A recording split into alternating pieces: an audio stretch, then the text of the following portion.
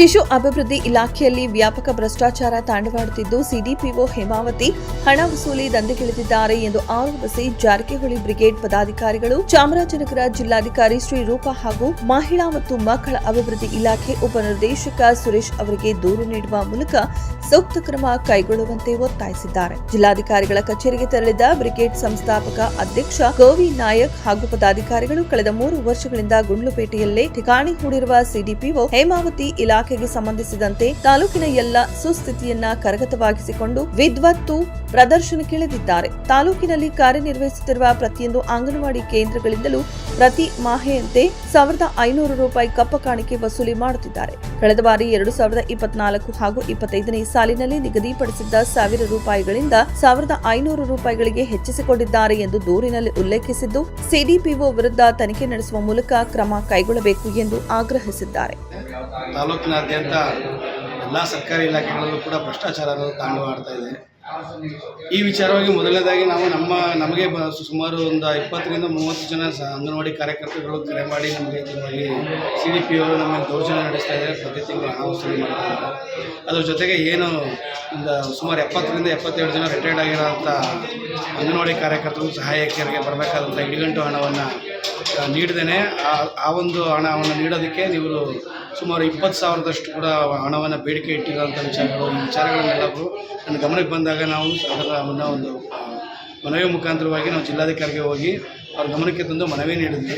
ಆವತ್ತಿನ ದಿನ ಜಿಲ್ಲಾಧಿಕಾರಿಗಳು DD ಅವ್ರನ್ನ ಕರೆದುಬಿಟ್ಟು ಸಿಡಿಪಿಒಗೆ ನೋಟಿಸ್ ಇಶ್ಯೂ ಮಾಡಿ ಅಂತ ಹೇಳಿದ್ರು. ಆದರೆ ಈಗಾಗಲೇ ನಾವು ಒಂದು ವಾರ ಆದ್ರೂ ಕೂಡ ಅವ್ರಿಗೆ ಯಾವುದೇ ರೀತಿ ನೋಟಿಸ್ ಇಶ್ಯೂ ಮಾಡಿಲ್ಲ.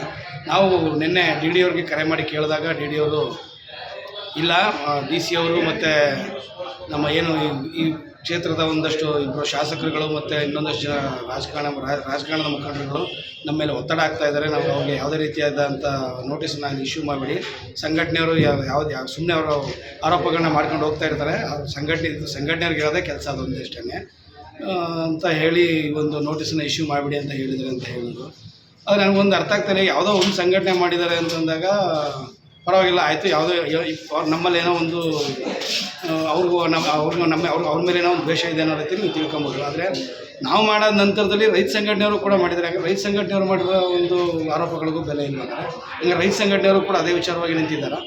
ಇದು ನಮ್ಗೆ ಯಾಕೆ ತಿಳಿತಾ ಇಲ್ಲಪ್ಪ, ಇವ್ರ ಹಿಂದೆ ಯಾರು ಒಂದು ಶಾಸಕರುಗಳಿದ್ದಾರೆ ಅವ್ರುಗಳು ದಯಮಾಡಿ ಅರ್ಥ ಮಾಡ್ಕೋಬೇಕು. ಯಾವುದೋ ಒಂದು ಸಂಘಟನೆ ಮಾಡ್ತಂದರೆ ಪರವಾಗಿಲ್ಲ, ಇಡೀ ರಾಜಕಾರಣ ಇದು ನಮ್ಮ ಗುಂಡ್ಲುಪೇಟೆ ತಾಲೂಕಿನಾದ್ಯಂತ ಇವ್ರ ಮೇಲೆ ಆರೋಪಗಳು ಕೇಳ್ಬರ್ತಾ ಇದೆ. ಇವರೇ ಕೂಲಂಕುಷವಾಗಿ ಬೇಕಿದ್ರೆ ಅವ್ರನ್ನ ಭೇಟಿ ಮಾಡಲಿ, ಎಲ್ಲರ ಹತ್ರ ಇವರೇ ವರದಿ ತಗೊಳ್ಳಿ. ನಾವೇನು ಸುಮ್ಮನೆ ಆರೋಪ ಮಾಡ್ತಿಲ್ಲ. ನಮ್ಮ ಹತ್ರನೂ ಸಾಕ್ಷಿಗಳಿದೆ. ಸಮಯ ಸಂದರ್ಭ ಬಂದಾಗ ಆ ಸಾಕ್ಷಿನ ಎಲ್ಲಿ ಪ್ರೊಡ್ಯೂಸ್ ಮಾಡಬೇಕು ಅಂತ ಖಂಡಿತವಾಗ್ಲೂ ನಾನು ಮಾಡ್ತೀನಿ. ಕೂಡಲೇ ಈ ಒಂದು ವಿಚಾರವಾಗಿ ಜಿಲ್ಲಾಡಳಿತ ಆಗಲಿ, ತಾಲೂಕು ಆಡಳಿತ ಆಗಲಿ ಅಥವಾ ಶಾಸಕರುಗಳಾಗಲಿ ಇದ್ರ ಮೇಲೆ ಕ್ರಮ ವಹಿಸ್ತಿಲ್ಲ ಅಂತಂದರೆ ಮುಂದಿನ ಹೋರಾಟದ ಹಂತವಾಗಿ ನಾವೇನು ಮಾಡಬೇಕು ಅಂತ ಖಂಡಿತವಾಗಿ ಮಾಡ್ತೀವಿ. ಈ ವಿಚಾರನ ಇಲ್ಲಿಗೆ ಬಿಡೋ ಅಂತ ಮಾತು ಯಾವ ಕಾರಣಕ್ಕೂ ಇಲ್ಲ. ಭ್ರಷ್ಟಾಚಾರ ಒಟ್ಟಾರೆಯಾಗಿ ನಿರ್ಮೂಲನೆ ಮಾಡುವಂಥ ನಿಟ್ಟಿನಲ್ಲಿ ಜಾರಕಿಹೊಳಿ ಬ್ರಿಗೇಡ್ ಯಾವತ್ತೂ ಹೋರಾಟ ಮಾಡ್ತಾನೆ ಇರುತ್ತೆ.